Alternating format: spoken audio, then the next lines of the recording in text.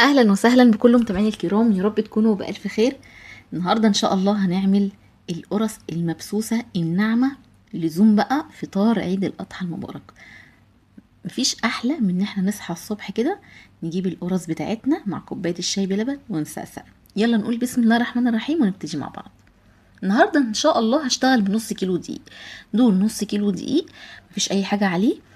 نص كيلو عبارة عن 3 كوبايات ونص من الكوبايات المعيارية او مج الشاي العادي، عليه رشة ملح. هحط عليهم 3 معالق كبار من السكر، وكمان هحط عليهم معلقة صغيرة من البيكنج باودر، واحط عليهم معلقة من الصغيرة من ريحة الكحك، وده اختياري. هقلب كده المواد الجافة بتاعتي مع بعض. بصوا النهاردة انا مش هستخدم عجان، هستخدم ايدي عشان حضراتكم طلبتوا مني ده. عرفينا يا شيماء وورينا بتعجني ازاي على ايدك. عينيا الاتنين. انا النهارده هعرفكم ان قد ايه العجينه بتكون سهله جدا وبسيطه بالايد. هنزل عليهم بكوبايه من السمنه السايحه المقدوحه. حابين تستخدموها بدرجه حراره المطبخ مفيش مشكله، بس انا قدحتها عشان الجو حر، عشان تعيش معايا في الايام دي الحر ده. بعد كده نزلت بربع كوبايه من الزيت. حابين تخلوا الكميه كلها سمنه مفيش مشكله، بس انا حبيت عشان عايزه قرمشه شويه في القرص دي، عشان طبعا انا هاكلها مع الشاي. هعمل ايه؟ هبس طبعا السمنه عشان سخنه، فانا استعنيت بالسباتشولا بتاعتي. مجرد بس ما انا هقلب الدقيق مع السمنه عشان كل ده يتغلف ببعضه بالشكل ده، لحد بس ما تبرد شويه واقدر استحملها بايدي، وهقوم بس بايدي. لو حابين تضاعفوا المقادير مفيش مشكله، هتضاعفوا كل حاجه انا قلتها. كده انا ببتدي ابس بايدي اهو. دي طريقه البس، ما بتاخدش دقيقتين 3. مش محتاجه خالص ان انا ابسها فتره طويله، ولا محتاجه ان انا اعمل فيها اي مجهود خالص. هنا دي نص كوبايه من القشطه، كانت قشطه وش لبن عندي، نص كوبايه حوالي 100 جرام. هقلبها مع العجين بتاعي. نفترض انتوا ما عندكمش قشطه، هنستبدلها بعلبه زبادي. نفترض ما عندكمش زبادي، هنستبدلها بربع كوبايه من اللبن او نص كوبايه، حسب ما العجينه بتاعتي او الدقيق ما بيشرب السوائل، لان كل دقيق ليه بيشرب السوائل بطريقه مختلفه، يعني مش كل دقيق بيشرب كميه السوائل. يعني هنبدل القشطه بلبن او زبادي زي ما انتوا حابين. قلبت كده. اذا انا هنا بسيت العجينه بتاعتي من القشطه والسمنه. تخيلوا بقى الطعم، حاولوا كده تتخيلوا. دي قشطه وش لبن يا جماعه، احنا بنجيب كلنا اللبن هنغليه وناخد الوش بتاعه، وهو دي اللي هنحطها. بس يكون لبن بقى حلو كده جاموسي حلو مضمون يعني. تمام. هبتدي ان انا بقى اجهز اللبن بتاعي. دي نص كوبايه من الحليب دافي، حليب دافي خالص، عليه معلقه صغيره من الخميره الفوريه، ومعلقه صغيره من السكر. هقلبهم كده مع بعضهم شويه. انا هنا ضامنه الخميره فاستعملتها كتير، فانا عارفه انا بستعمل ايه. لو انت مش ضامناها هتسيبي الكلام ده، هتغطيه لحد ما تتفاعل وبتنزليها على العجين. هتقولي لي يا شيماء ليه هنا الخميره هنا لازمتها ايه رغم ان نسبه دسم عاليه؟ لا، دي قرص وليها وخدت نسبة سوائل كتير، فطبيعي الخميرة هنا هتبقى ليها فايدة. حطيت بقى نص كوباية لبن وهبتدي اعجن بالشكل ده. بصوا انا هنا مش بعجن، انا هنا بشرب الدقيق بالسايل. بصوا بشربه بالشكل ده.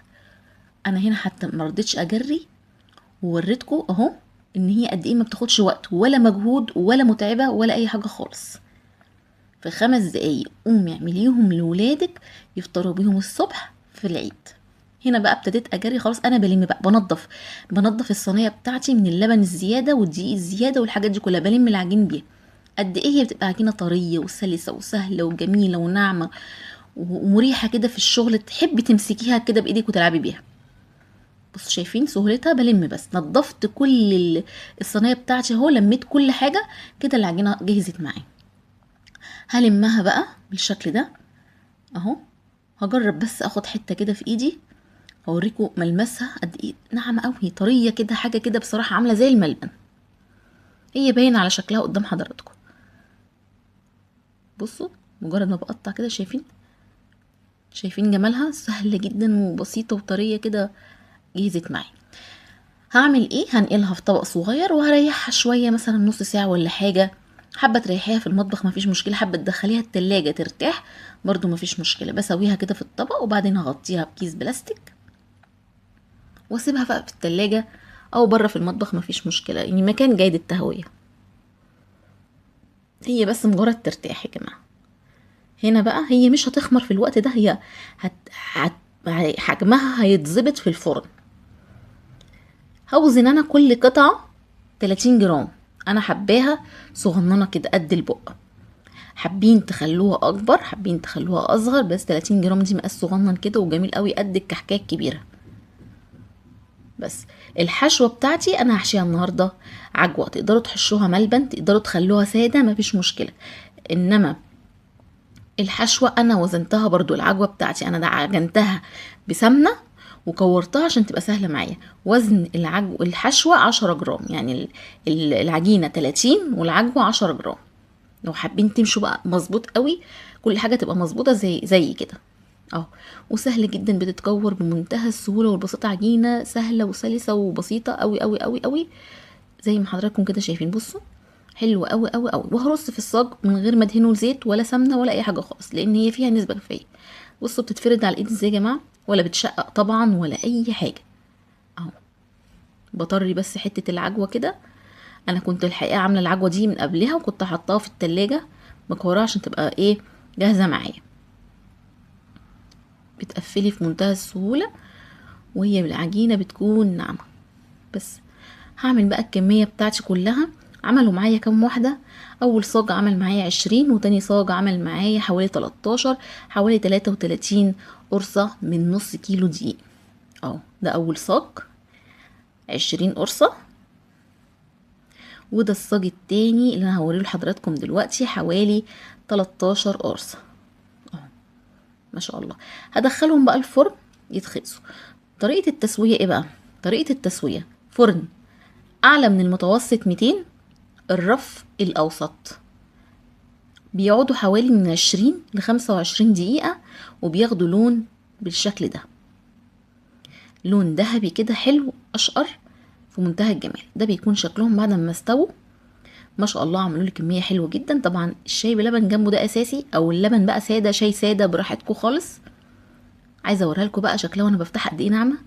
بصوا مش مستحمله، ناعمه جدا جدا جدا. طعمها بقى ما اقولكوش.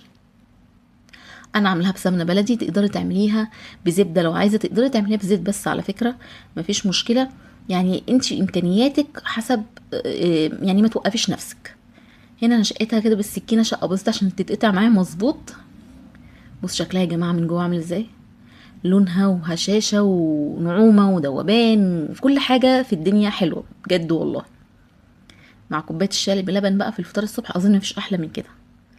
مش كل الناس بتحب تفطر كبده وفته والكلام ده، يعني في ناس بتحب تفطر حاجات خفيفه كده، والغدا بقى اللي بيكون فته ولحمه والكلام ده كله. كل سنه وحضراتكم طيبين. وادي المقادير مكتوبه قدام حضراتكم بالكوب وبالميزان وكل حاجه. واشوفكم بقى ان شاء الله في فيديو جديد ووصفه جديده. واي استفسار انا تحت امركم، اكتبوا لي في التعليقات. وكل سنه وحضراتكم طيبين ومع الف سلامه.